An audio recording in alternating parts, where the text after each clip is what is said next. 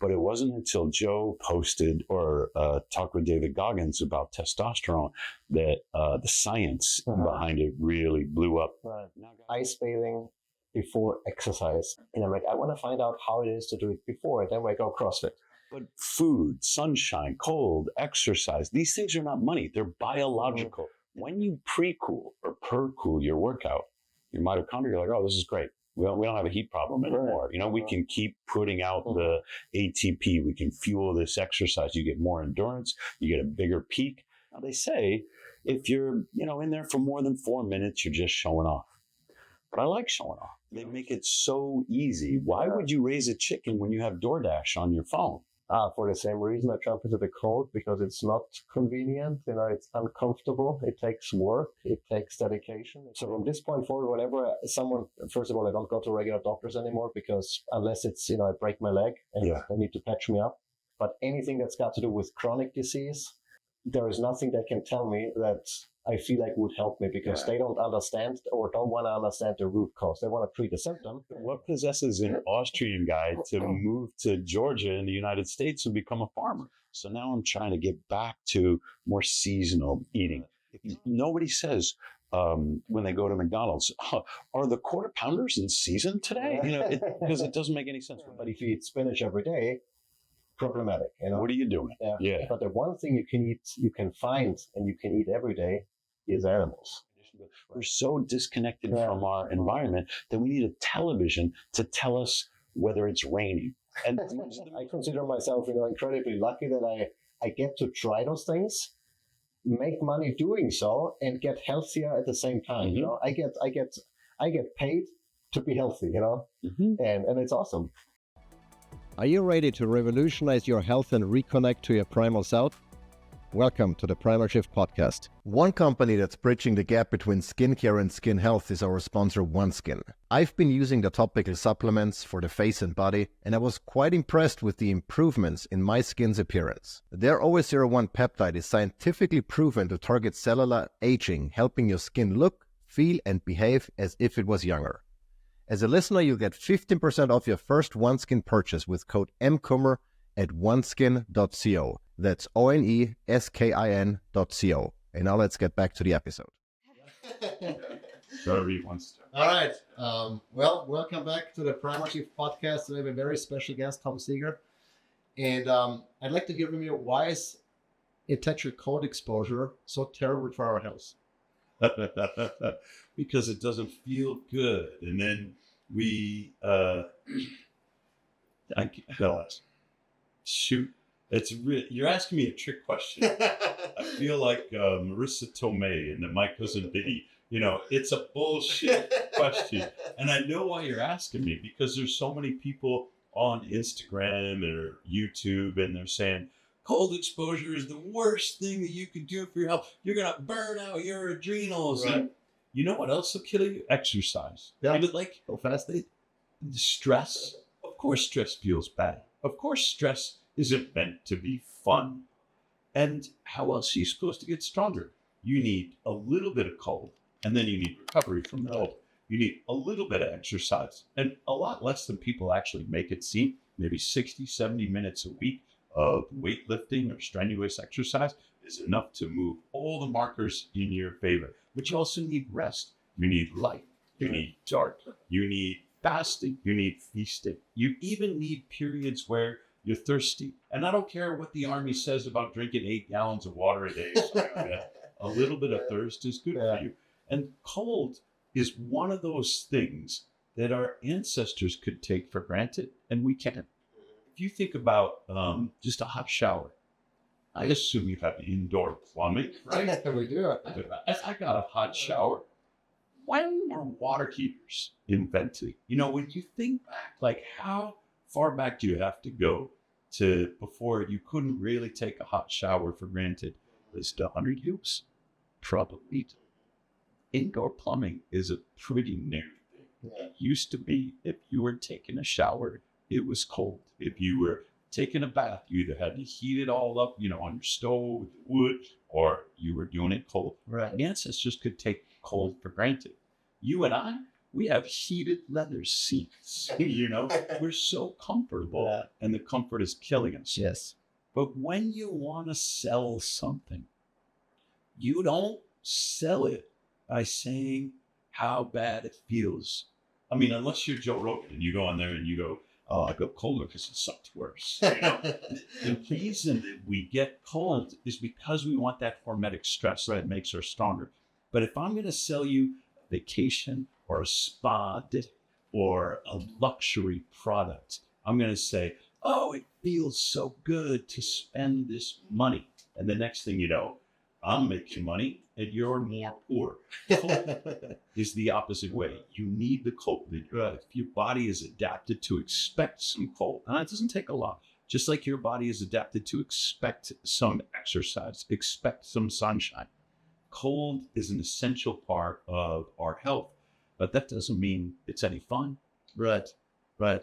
And before we maybe get into some of the details like specific benefits and how long you said a little bit of cold, what does it mean? Maybe just introduce yourself. Who are you and why do you have anything to say on that topic? That's an even tougher question. Yes. My name is Thomas Seeger. I'm a professor of engineering in the School of Sustainable Engineering at Arizona State University. So you got a totally legit question, like, what do you know about the cold? I teach engineering business practices, and my research focus used to be in infrastructure and the environment, resilience of infrastructure, disaster recovery. And I didn't know anything about the cold until, say, 5 or 6 years ago, when a former student of mine, Jason Stauffer, he said, hey, have you ever tried ice baths?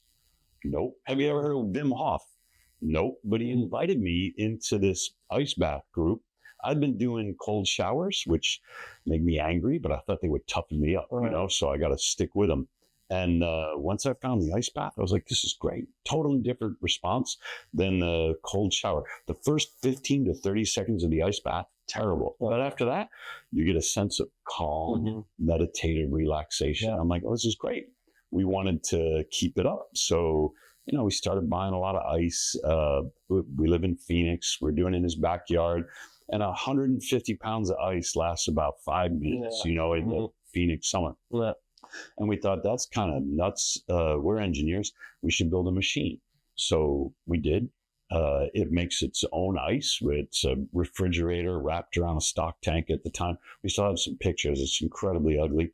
But then a friend wanted to buy one. And so we're like, oh, okay, this is kind of a thing. And we said, we should start a company. We might sell 1 or 2 of these a week. This was 2019, Michael. So long before it became kind of crazy.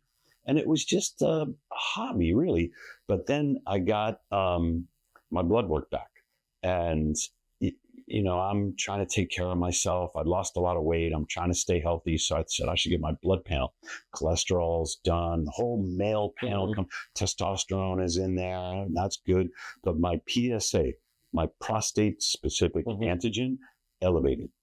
I didn't really know what that meant, but I go online and I start Googling around. And if you have an elevated PSA, the Mayo Clinic, Cleveland Clinic, WebMD, they're all going to convince you that you're going to die of prostate cancer. Like, this is what happened to me. The internet will play with your fears, And so it says you should go get a prostate exam, you should have a biopsy. And I didn't want that. I didn't want anybody to cut me open. So I said, first, I'm going to talk to other guys. And the stories I heard from other men about their prostate were scary as hell. So I was determined I wasn't going to go see a urologist. If I had to, I was going to die of prostate cancer. I told myself, I didn't even have cancer. I just had an inflamed prostate. But I started getting in that ice bath every single day. I said, I'm going to handle this inflammation with keto and with ice baths. And it worked. So I brought my PSA all the way down. That's when I got really serious about health and about ice baths.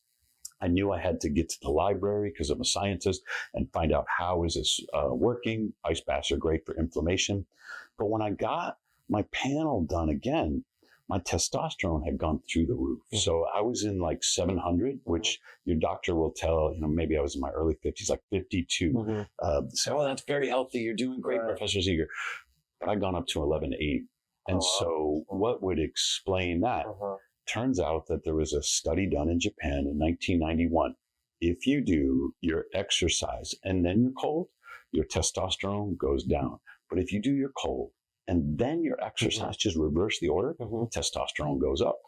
So I wrote this article. I said, wow, there's really some science behind this. I put it up on the Morosco Forge website. Nobody cared because, Google's not paying attention to Morosco, but Joe Rogan found it. And so 2022, and by this time, Joe had been talking about ice baths. He's a Morosco customer. Huberman's talking about ice baths, and the interest is growing and growing. Jason quit his job. Morosco's going full time for him. And Joe read my post, and he's like, there's this guy, and he's doing ice baths and then exercise, and his testosterone goes. And guys started messaging me now, I'd written a ton of articles by this point, type 2 diabetes, Alzheimer's, all of these insulin-related chronic illnesses. But it wasn't until Joe posted or talked with David Goggins about testosterone that the science behind it really blew up. Now guys are messaging me from all over the world, and they're saying, look at what happened to my testosterone numbers. I'm getting this big boost. Do you think I can get higher? And that kind of thing. So this was like the circuitous route. This was a very personal journey that brought me from, engineering is about making these machines, right? But they brought me more towards what's the science of ice baths, because we really need that. It culminated in my book. So I have this little book, and by little, there are 600 scientific citations in this thing, and like 13 chapters, and it goes on and on forever because that's the way I write. And we've sold like 300 copies or something. But I had to get it straight in my head. I had to go through all of the literature. I had to organize it by what is the ailment, what is the condition, what are the dangers and the contraindications, and get all of this in one place for the people who needed it, because there's so many stories online that just don't make any sense. So that's my introduction, Michael. You're getting to know me a little bit. Yes, and I appreciate it. You mentioned in the beginning, a little bit of cold is good. What does that mean? How long do you have to stay in the ice? 30 seconds or in the water, 30 seconds, 2 minutes, 10 minutes, 15 minutes. Is longer better? Or is there like a cutoff where you don't get any more benefits? We have this idea that if a little bit is good, then more must be better. That's the American way. And it's not true. Like you could have your favorite food. I don't know what it is. Let's say it's a tomahawk steak because you're so animal based, right? You're like, I'm gonna, and you eat one. You're like, oh, that was delicious. You say, I'll have another one, but it's not as good. You say, I'll have a third one, and by now you're making yourself sick. Just because. Look, if you have a little bit of money, that's good. And more money is better. But food, sunshine, cold, exercise, these things are not money. They're biological. And everything in biology has a curve where not enough is no good. A little bit might be just right. And too much turns out to be no good again. So the cold is like that. Susanna Solberg did this study on brown fat, and she surveyed Danish winter swimmers. So these are the guys who will go into the fjord, and it's a Scandinavian tradition. She invited them to come into the University of Copenhagen and do these PET scans to look at their brown fat. And sure enough, they have brown fat. It was a long time that medical doctors didn't think that adults had any brown fat at all. That turned out to be wrong. In people who get enough cold, they will keep their brown fat. Children have a lot of brown fat, but then you gradually lose it if you don't stay cold. So she found that these Danish winter swimmers, they've got the brown fat. And she said, okay, how long do you swim? And people have different answers. She's just surveying them. She averaged them out. Turns out it's 11 minutes a week at about 4 degrees Celsius. Does that sound like a lot? It's not a lot of cold. So and she said it doesn't matter if it's 11 minutes all at once or if it's spread out into like 3 different sessions. But remember, this is just a survey and an average. We don't really know what the minimum dose is. We don't know what the dose response curve even looks like. Now, they say if you're in there for more than 4 minutes, you're just showing off.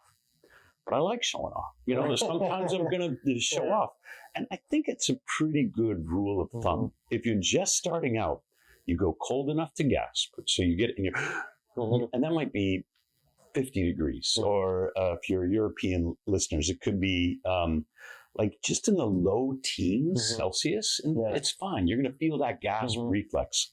Then you go, if you're just starting out, go cold enough to shiver. Listen to your body. The analogy that I make is with weight training. You could say, well, what weight should I do and how many reps? I have no idea. It depends upon your current, state of training. And so you might say, do an amount of weight that will lead to failure in 8 to 10 reps. Just as a rule. I'm not recommending this. I'm saying there'll be a rule of thumb that when you're in touch with your body is right for you. Same thing with cold. Go cold enough to gasp, long enough to shiver. Once you've recruited some brown fat, and it takes 10 to 14 days of daily cold exposure to acclimate to the cold, you're probably not going to feel the same shiver. You don't need to go all the way to shiver because the brown fat is creating enough heat without shivering to keep you warm for those 2 to 4 minutes. So what I do is super cold, 33, 34 degrees, 1 degree C. There's ice floating in the water. And I do 2 to 4 minutes and that's it. Then I get out. Now I'm a little impatient, sometimes I'm like, okay, this cold is great and everything, but I got to go do some work. And I have difficulty meditating even in the ice bath. So if you're more patient and you don't want to go every day, you could go a little longer. I'm not going to tell you that there's a cookbook or a recipe or a formula beyond the rules of thumb that I've just mentioned. That makes a lot of sense. You mentioned before ice bathing before exercise. I did this a while ago just because I thought, let's do something completely crazy. I had no idea about that study or your article. I just thought, let's do things different because everyone jumps in into the ice bath after the workout, after the whatever. And I'm like, I want to find out how it is to do it before, and then I go CrossFit. And I've actually noticed that I performed quite well. I never, kept exact metrics or see if I would lift more or whatever, but I just felt good.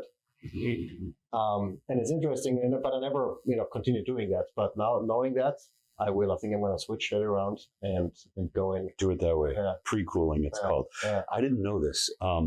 My experience was I was getting into the ice bath because I was worried about inflammation. Then I would get out and I would be cold. And so I'm like, I got to warm up and some jumping jacks or some squats or some push-ups. I got a pull-up bar. And then I would go walk into class because at the time I was living maybe a mile away from campus. And even a brisk walk is enough exercise. So I was just sort of naturally doing the cold and then the exercise. That turned out to be the right protocol for testosterone. Well, when we installed an ice bath at ARX Fitness in Austin, Texas, they have these super sophisticated machines. It's a constant displacement machine rather than constant resistance. And so it's all, tricked out with the sensors and the computers, and it gives the people using it a maximum power output curve over time. It's wonderful. Well, I got a text message from ARX saying, hey, Tom, the people who do the ice bath, before they do the machine, because they were waiting for the machine, like, okay, well, I might as well get in the Morozko, they get a 25 to 30% measured performance boost from their ARX. What's going on? Got to go to the library again. Turns out Craig Heller at Stanford University, he's been on the Huberman podcast. He has studied what's called percooling. This is heat extraction between your sets, and he gets this enormous boost. The mitochondria in your muscles generate two things as a consequence of all the ATP that they're producing. One of them is heat, and the other is stray reactive oxygen species. Your body has the capacity to handle this excess heat and these excess ROS. The melatonin in the mitochondria will donate electrons and scavenge the ROS, for example, and your body will sweat and thermoregulate to help shed the heat. But there are limits. The mitochondria will begin to slow down to protect themselves from the damage of excess heat or excess ROS. And we call this fatigue. So fatigue is not a problem. It's your body's answer. It's like trying to solve this problem of overexertion, which can be dangerous. When you pre-cool or per-cool your workout, your mitochondria are like, oh, this is great. We don't have a heat problem anymore. We can keep putting out the ATP. We can fuel this exercise. You get more endurance. You get a bigger peak. And you get the testosterone boost. So you get the anabolic gains and the muscle gains and the change in body composition. It's enough for me to say, why would you not pre-cool? Yeah. Interesting. Yeah. And so you're experiencing what Craig Heller had to go into the laboratory and measure. But your experience is more important than any study. If it works for you, then keep doing it. Right. Yeah. Yeah. I agree. Yeah. So I've read that you're a homesteader. What's homesteading? It means a lot of different things for different people, I guess. But for us, it means, being in control of our food supply, at least to a certain degree, and being self-sufficient and healthier, after all, because food in the store is crap, regardless of how much you pay for it or how good it's, what the label says. That's just based on, how unfortunately our farming system is set up, how our regulations and compliance regulations are set up. It's the USDA has to put a stamp on it. It means automatically it's crap food, unfortunately. And so, we decided that we need to break out of this cycle, and also, going back to some of those, ancestral concepts of being cold, being uncomfortable, going back to some of the ways of how humans have been doing things before everything got crazy. And I'm not talking about the last 5 years, but, the past couple of decades where, we discovered lead paint and, all of those, beautiful things that make life more convenient, but are sicker, in the process. And so that's why we decided to. Yeah, but you're still an enigma, Michael. What possesses a German guy to become a Georgian? Austrian. I need to make that distinction. What possesses an Austrian guy? You and Schwarzenegger are both Austrian. That's right. All I know. What possesses an Austrian guy to move to Georgia in the United States and become a farmer? Good question. Yeah. I actually was in sales, IT sales, enterprise security. Roles and authorizations is what I did for most of my life, and so I worked for a Swiss company. I actually moved from Austria to Switzerland, worked for them, and then they asked me if they want to help, expand in the US, and so I came over here and did my sales spiel for a couple of years, and then I realized that, it's not really my passion. I like it, but it's not my passion. And the more and more we got into, a healthier way of living, the more I realized that technology is really the one thing I want to reduce in my life, and not the other way around. And so that really, made me kind of mentally disconnect from software and technology. It's still useful in certain areas, but I think we've gotten way out of hand. The pendulum has swung, way too far to one side. Yeah, but not everybody who's sick of Microsoft Office learns how to slaughter a chicken. Like, this is kind of a big transition, Yeah, yes, but it's been, in the works for, I think, the past decade or so. It really started with my wife and I figuring out that added sugars are maybe not that great, in every single food that we eat. And from there we went into, paleo and keto and carnivore, animal-based, and then we realized, well, it's not only nutrition. And so, as we went along and tried to take control of more and more aspects of our lives, we realized that you can only take control of your health if you take control of your food supply. And so that's when my grandma, she's still alive. She's now 92, I think. And she's like, it's hilarious because she grew up, raising cattle and all. And now I'm, I guess, probably the only one in the extended family who went back to kind of, farming. It does seem like people just want to go to the Piggly Wiggly and pick it up. Like, I don't really know where you shop down in Georgia, but they make it so easy. Why would you raise a chicken when you have DoorDash on your phone? For the same reason I jump into the cold, because it's not convenient. It's uncomfortable. It takes work. It takes dedication. It takes a lot of the things that, most people don't care about and pay for the consequences, health-wise. One of the ways that I paid was my son was 6 years old when he was diagnosed with type 1 diabetes. And I had to learn everything about metabolism. I had to learn everything about insulin. I kept scrupulous records about what he ate, all his exercise, all of his insulin injections, because this is over 20 years ago. This is before insulin pumps and CGMs. And so we would go meet with the dietitians and endocrinologists, and they would tell us a bunch of things that just weren't true. Right. And so this was the beginning of me kind of waking up to, well, I'm going to call them nutritional lies. Yeah. They would say, oh, you can eat anything you want, just give him enough insulin for it. And I know that's not true, because there is no amount of insulin that you can give a 6-year-old boy that will prevent a glucose spike from an Oreo cookie. One Oreo cookie, and I could measure it in my son's blood sugar. And then I would look, at my daughter, and I'd say, well, what's it doing to her? And what's it doing to me? There's a certain experience that once you have created in me a distrust of the entire, like the American Diabetes Association, all the institutions that were presumably organized to help me and my son manage his blood sugars. Right. Realized we were on our own. Yeah. And then I read an article, I was in a dentist's office or something. This was back when Reader's Digest was a thing. And, you're waiting. And so you flip through the magazines because we didn't have smartphones. And there was an article about a study in Finland. This was a 20-year longitudinal study. And it said that type 1 diabetes, not the type 2, but this is the autoimmune disorder that is irreversible. It is associated with an insufficiency of vitamin D in the last trimester of pregnancy and the first year of life. I had no idea. And it clicked. Like, he was born in October. October's a cold month in northern New York.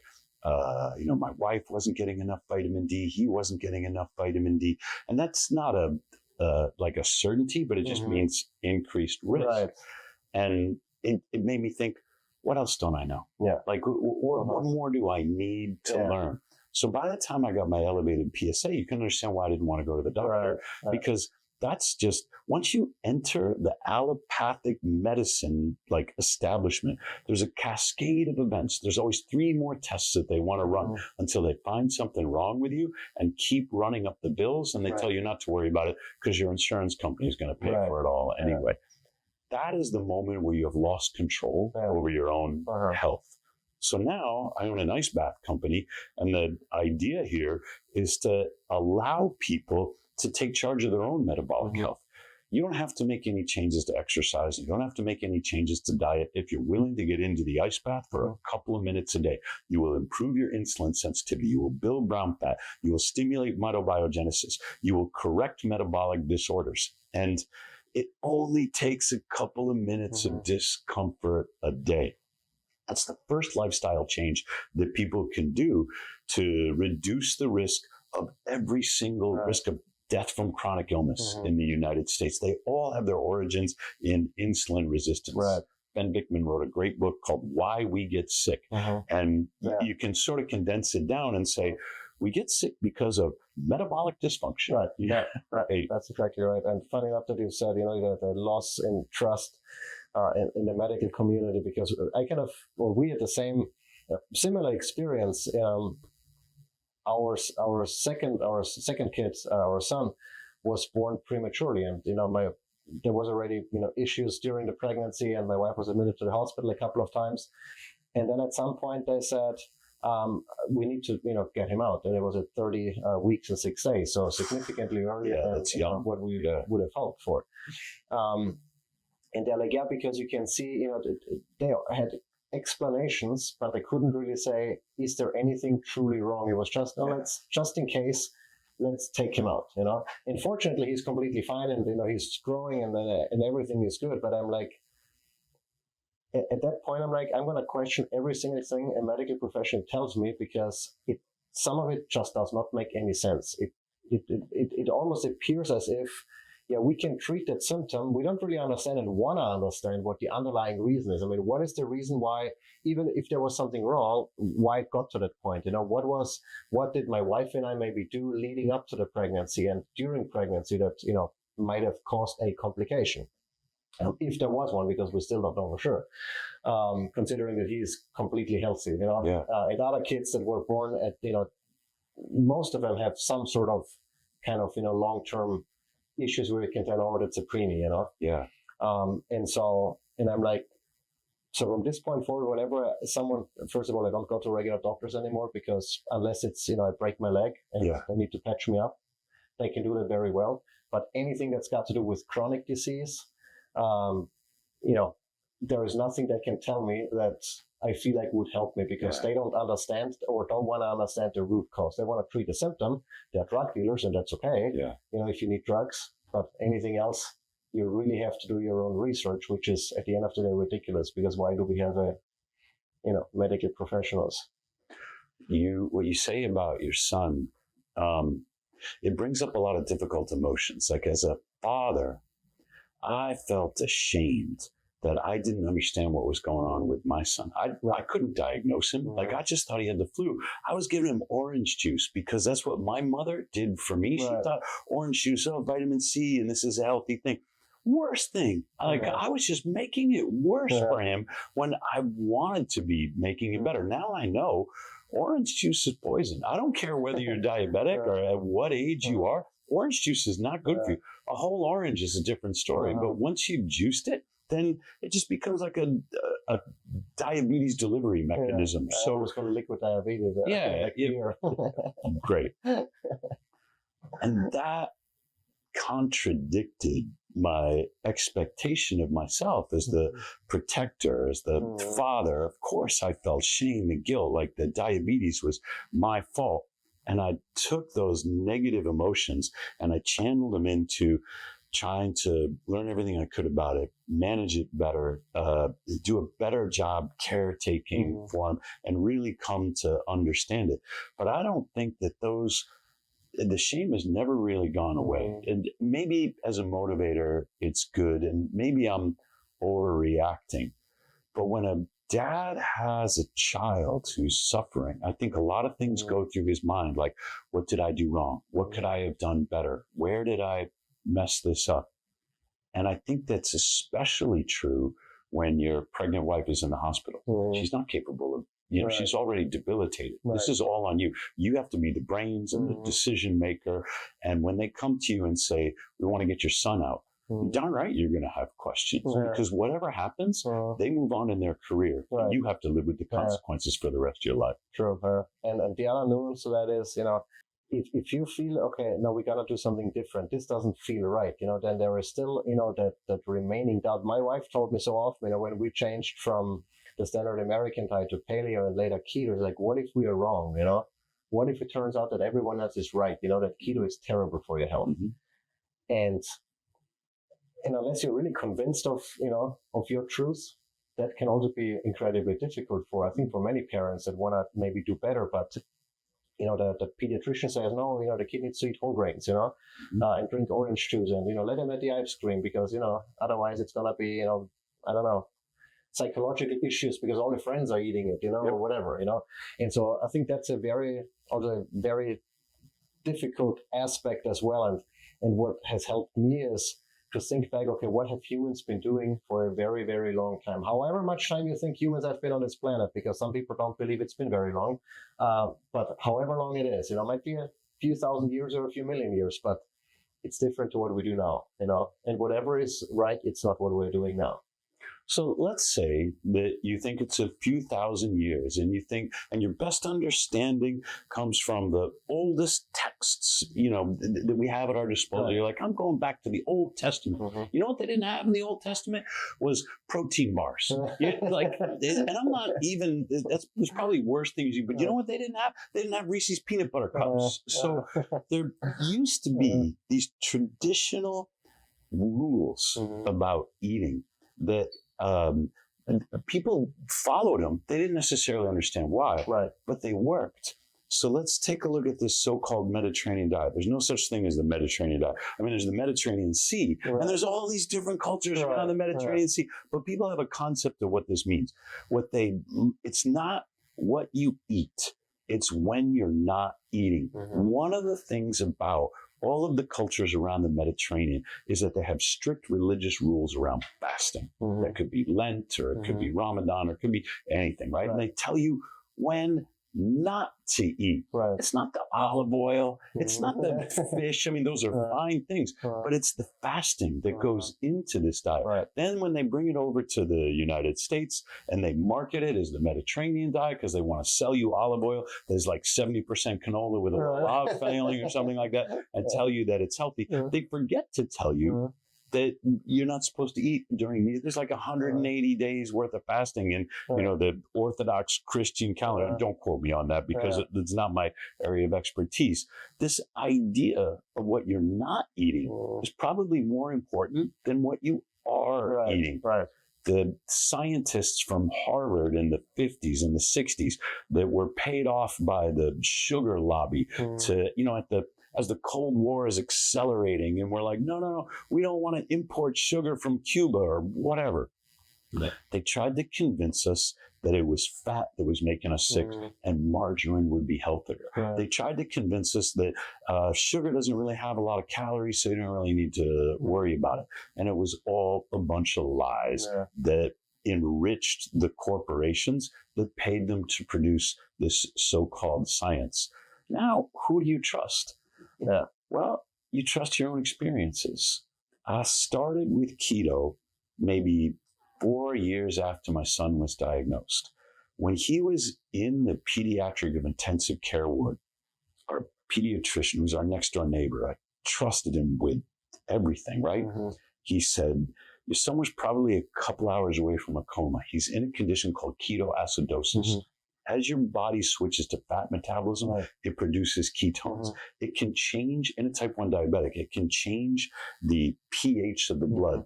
And when the pH drops too low, it's a very dangerous condition. And so maybe this is why ketosis has such a bad reputation, because it's extremely dangerous for type 1 diabetics. For the rest of us, it's like the normal metabolic state. If you associate it with ketoacidosis, then you're making the wrong association. It was only true for my son because his body no longer made insulin. Since then, they trained us, like, if he ever goes into ketosis, you got to get him to the hospital. Well, my son never wanted to go back to the hospital. He's 6, which means he was old enough to understand what happened to him, why it happened. He would go to the birthday party and they would say, oh, here's the cake and ice cream. He would say, no, thank you. And not because he doesn't want to offend anybody, but in his mind, he's like, that's how I want it in the hospital. I don't want to go to that hospital again. So sometimes you get sick and you have a fever and you don't have an appetite, and he would go positive on ketones. And he would say, Dad, I don't want to go to the hospital. We learned how to manage his insulin injections so that we could bring him out of ketosis, which, the endocrinologist was telling me was a very dangerous thing to do. But he's never been back to the hospital for type 1 diabetes because he set that goal. And it required us to understand metabolism at a different level. So, Michael, what am I going to do? Not go into ketosis myself. Like, I have to understand this. If my son is going to be in and out of keto, I have to know what's going on. And at first, like the first 3 days, maybe you feel like crap because you have no metabolic flexibility. Your body is not accustomed, because it hasn't been in keto for so long, it's like, what the heck's going on? Now I have what's called metabolic flexibility. It doesn't take me 3 days of zero carbs to get into ketones.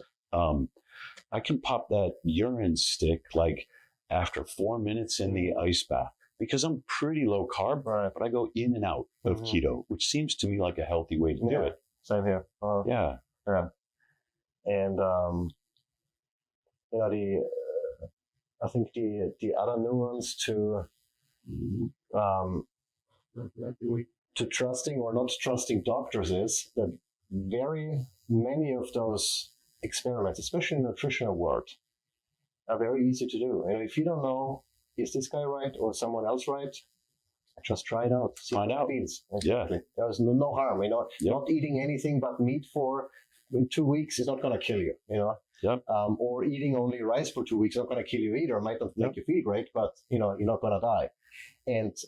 But that's one of the things I hear a lot. I had IBS, irritable bowel syndrome, for 3 decades, possibly a little bit longer. And it all went away when I stopped eating most plant foods, right? And I'm like, this is interesting.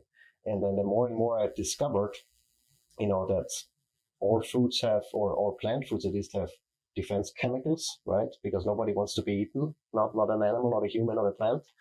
And I'm like, this makes a lot of sense. And of course, everyone reacts differently to those individual defense chemicals, what, tomato might work for one guy and not for the other. Yeah. And when I published a video and say, hey, this is how I fixed my IBS by just cutting out plants for a while and then just selectively, putting stuff back in to see what triggers me, what doesn't. And now I know what I can and cannot eat, and I'm completely fine. And I'm like, this is crazy. Every dietitian, tells you the exact opposite. I'm like, well, here's the thing.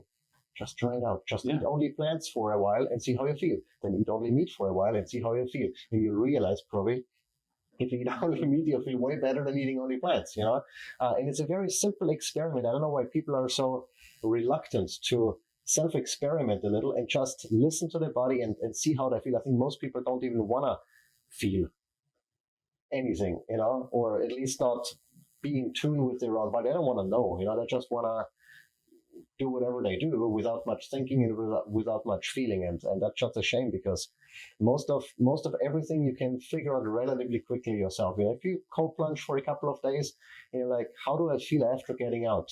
I feel really good after getting out. How'd you sleep? Yeah, how do you sleep? Yeah. What's your energy levels like? He's like, well, actually, it feels pretty good. But then I saw someone on Twitter who said, there's no double-blind, placebo-randomized trial that says the thing that happened to you actually happened to you.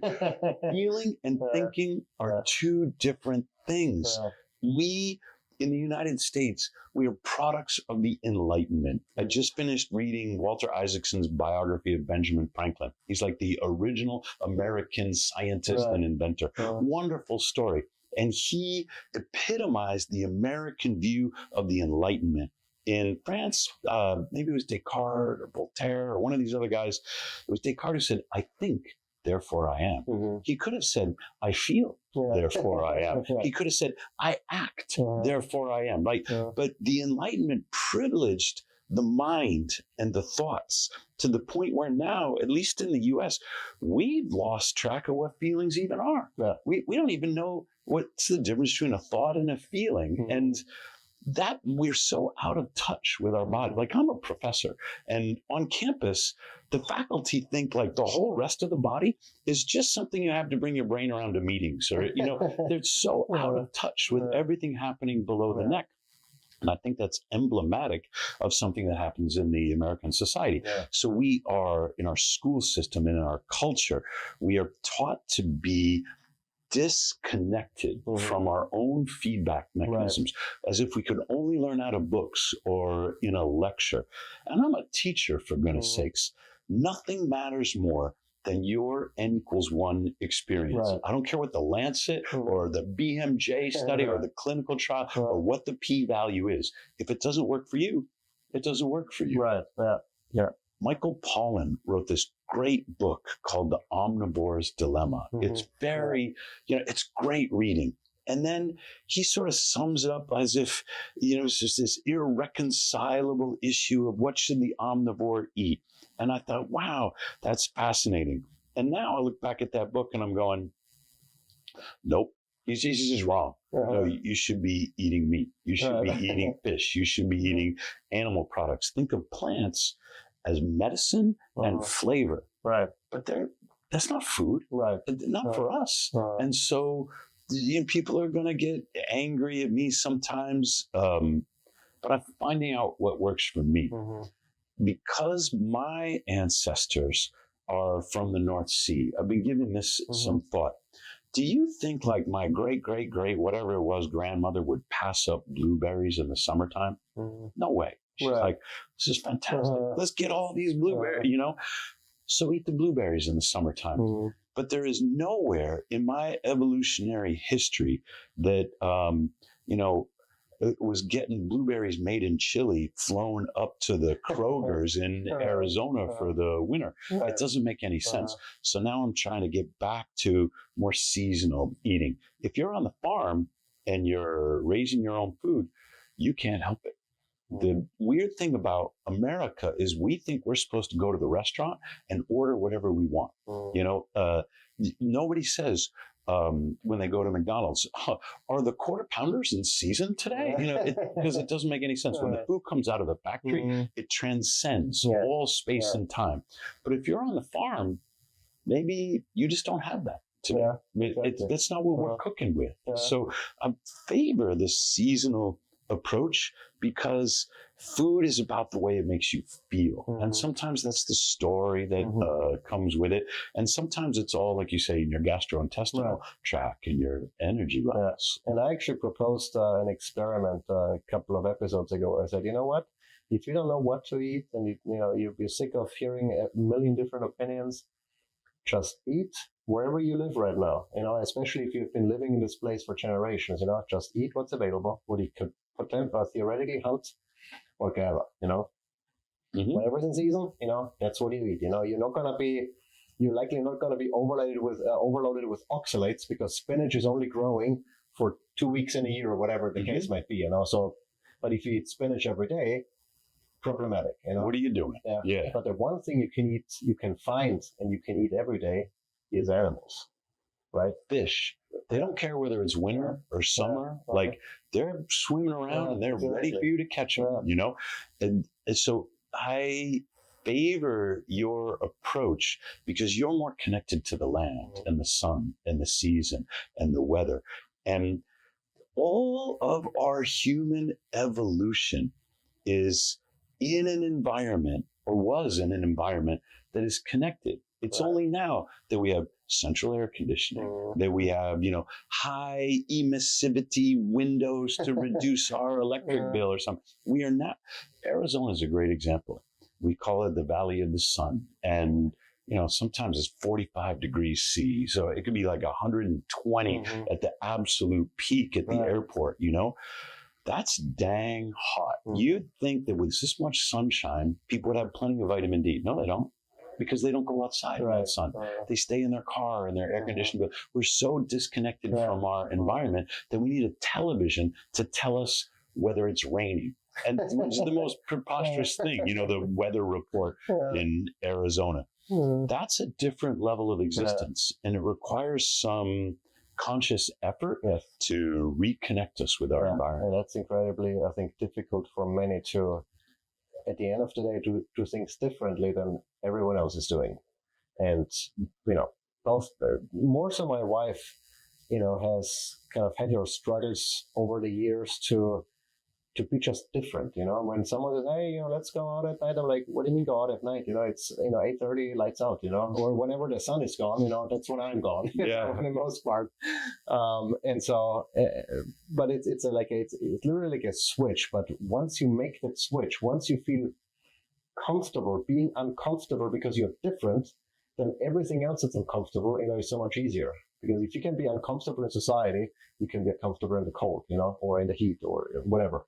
Well, that raises the question, how did you go from this like food independent minded, I'm not going to do software anymore, to I'm going to get in every single cold plunge I could find and start writing articles about it? That's a very good question. I think it started when my content resonated really well and people ask, hey, have you tried this? Have you tried that? And then I, coincidentally, you know, the very first cold plunge I took in a Morosco forge. That's great. You know? Yeah. And we spoiled you right from the beginning. There was one of those things. I'm like, I got out. I'm like, I feel so different, and it's good. You know, I had this like aura almost, you know, around me for the rest of the day. I was energetic. I slept well. I'm like, I got to do cold plunging. You know, and so, you know, I started like, you know, talking to brands and then figuring stuff out. And then, you know, I got a cold plunge home and I'm like, well, this is awesome. The content resonates really well. People are liking it. People are, you know, buying the product because I tell them that that's the one I use and I like it. And I'm like, well, you know, if this is so great, you know, there's so many cold plungers out there. Everyone has the pros and cons, you know. I want to be able to try them all and write about them. So, you know, whatever your budget is, whatever your, you know, requirements are, you know, you'll find one that works for you. You know, not everyone can afford, you know, a $10,000+, you know, a unit. Some people have to use a $150 inflatable, you know. Yeah. But if that's what it takes to whatever get gets cold, you started. Yeah. that's what you should do, and that's kind of was the beginning, and still to this point, I mean, I'm still, right now, working on new cold exposure and heat exposure. Those two things have really taken over a lot of my writing and recording time, because they are so foundational to my daily life. We have 2 saunas, infrared and the regular one. We have, I don't know, I think right now 7 cold plunges, in our backyard, where my wife is like, this is not a, kind of commercial spa setup. This is the backyard. I already have to share with the chickens and the rabbits and the bees and the geese and the turkeys. But it's fun, I consider myself, incredibly lucky that I get to try those things, make money doing so, and get healthier at the same time. I get paid to be healthy, and it's awesome. There's something really interesting about the sauna. It's taken off, which is great, and there's some really good science. But when you go read the papers that are done in Finland and some of these colder countries where the sauna is a tradition, sauna means hot and cold. Right. And it's weird, and it says right in the scientific study, that we're studying this. And when they do the epidemiological studies in Finland, and I know there's like 3.5 million sauna in Finland, and there's only 5 million people or something like that, right? Because they're totally into it. They take the cold for granted when they're citing the research in the United States. And maybe because in Finland they take the cold for granted. Of course, you go out in the snow, or you don't need a Marasco if you live in Finland. But the two are always going together.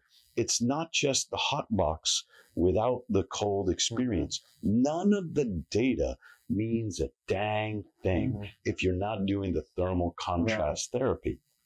Well, talked to Pete Nelson at Sisu Sauna about this. He was on Cam Hanes' podcast, and he says, look, when you read the studies, it's really the traditional Finnish. There's really no studies on the infrared. And it's a wonderful story about how it heats you from the inside out. And I'm like, that's really interesting, Pete. We have an infrared sauna here, and it doesn't do me a damn bit of good. Because once I get out of the Marasco and I get in the infrared sauna, it only goes up to like 145 degrees Fahrenheit. It takes me 45 minutes to break a sweat. Like my phone will conk out, and I'm just sitting there, like I should have brought a newspaper or something, waiting to get a sweat on. To pair the Marasco, you really need the super hot, dry Finnish sauna. So like 180 degrees and up. But I'll tell you what, I actually did an experiment, because I've had this question a lot, and I own both types of saunas. And, I use both, and and I'm like, I want to find out what's the metabolic stresses on, with a full spectrum infrared, so it heats up to 169 or so. Okay. So a little bit higher than the 145. And then we have the fusion barrel sauna that you can use either dry, or you keep pouring water and to make it really humid, right? And then I also have a steam box, a sauna box they call it. And I've tested those different ways using. I have this Frontier X chest strap that measures, my respiratory rate, my HRV, heart rate, obviously. I wear a glucose monitor to see my glucose response, and I did different experiments. And I noticed that my highest stress response was with the traditional sauna and extreme humidity. Yeah, I think that wiped me out. Not surprising. The second one was the infrared. And the third one was the dry sauna at the high of 220 degrees Fahrenheit. It was higher than when I had the moist train. I don't know why. Maybe I let it preheat for a little bit longer, whatever. But it was hotter on the thermometer. But it had less of a response, and I felt subjectively less stressed than in the infrared. And the sauna box was kind of in between. And the worst experience I had was doing, do you know the Carol bike that reduced? Yeah, it was at the same conference which you tried the Marasco. I have that bike at home too. And, yeah. And one day I'm like, you know what, I'm going to do the bike because I didn't get to work out today, and then I'm going to do my sauna experiment. And I did the bike, and that bike it kills me, and so after that, I went to the sauna, the traditional sauna with the high humidity, and I had 15 minutes. I had to get out. My respiratory rate was like at 54 breaths a minute. I was panting. I was close to wiping completely out. Yeah. And that was my worst response. But the interesting part really was that the infrared I had more of a response than the high heat dry sauna. That surprised me. That surprises me too. But gathering this kind of data empowers you to say, if you're getting off the Carol bike and you're already stressed, maybe you don't want to go for the max stress sauna, right? Maybe you're going to use the heat to recover. You would go for a less stressful experience. But if you're not doing the Carol bike and you're saying, look, I got 20 minutes. What am I going to do with my 20 minutes to really put myself through this hormetic stress experience? Now you know which sauna to select to spike those measures. Have you ever done the same experiment but gone back and forth with the cold? No, not measuring anything. I've done the contrast therapy, obviously, but not measure. I've not measured. Now I want to know. Biomarker. Yeah. I don't know if your monitor can get that wet. I think it's waterproof. This one actually records on the device, so I don't have to be, streaming Bluetooth data or whatever. Yeah. Because with the first chest strap I had, where I did my HRV in the cold plunge, it capped out once the sensor was underwater. But this one actually records. Well, it's wonderful. When you get home, you know what I want you to will you gather this data? Yeah. I think that's terrific. There is something about the pairing. When you get into the ice bath, you experience vasoconstriction. So this is reducing all the blood flow into your limbs. And that's to keep the blood in your core and help you thermoregulate, protect yourself from hypothermia. Then you get into the sauna and you're going to sweat. It's a different type of thermal regulation. There, it's typically vasodilation. Right. So when you go back and forth, you get vasoconstriction in the cold, vasodilation in the sauna.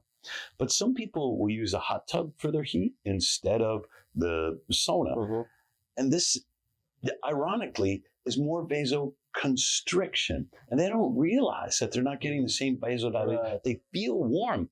But because the hot water is so hot, your body, to defend your core temperature, will constrict the blood vessels in your limbs, or it would take in too much heat. So it's the same defense mechanism, even though the temperature is different. You'll sweat through your head or whatever is not in the hot tub. So when you're going to go thermal contrast, pair your wet cold with your dry heat and see how the data looks. There's a phenomenon called hydromiosis. Your skin knows when it's already wet. And you will not sweat through wet skin because what good will it? If the sweat doesn't evaporate, it doesn't move any heat. So hydromiosis will prevent you from getting the sweat benefit in the hot tub that you would if you were in the sauna. I also think if you had too much water, like in a steam room, and you feel the steam condensing on your skin, it may also be enough to activate the hydromiosis. Yeah, that's a good point. So let me know what you measure. A lot of experiments. All right, I guess with that we can wrap it up. It was a great conversation. I appreciate it so much, and well, get cold, people. Thank you, Michael.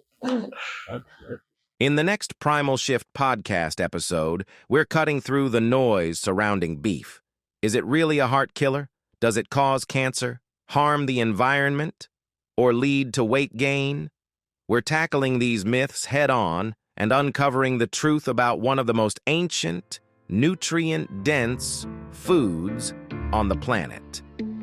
Tune in as we explore the science, the myths, and the facts you need to know. Don't miss it.